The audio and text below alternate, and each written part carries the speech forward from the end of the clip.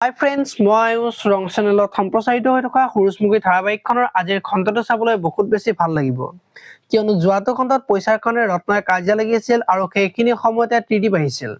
আৰু কিহৰ কাজিয়া বুলি সোধাত মানৱে ই জুৱা খেলিবলৈ পইচা লৈ দিয়া নাই বুলি কোৱাত ত্ৰিদীপে তোমাৰ বাই তুমি জুৱা খেলা বুলি গম পালে তেতিয়া কি হ'ব বুলি কোৱাত ৰত্নই ঘৰত নকবলৈ কৈছিল আৰু আপুনি যি কয় মই তাকে শুনিম বুলি কোৱাত দেখিবলৈ পাইছিল।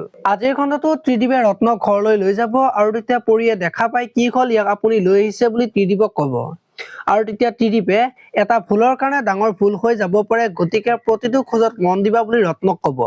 এতিয়াবোৰ ৰত্নই যে জুৱা খেলে সেই কথাটো পৰিক ক'ব নেকি, দেখিবলৈ পাব আজিৰ খণ্ডটোত। ইফালে আকৌ শেৱালিয়ে মাহীয়েকৰ আগত সোণৰ লগত বিয়া হলে সুন্দাৰ লগত অন্যায় কৰা হ'ব।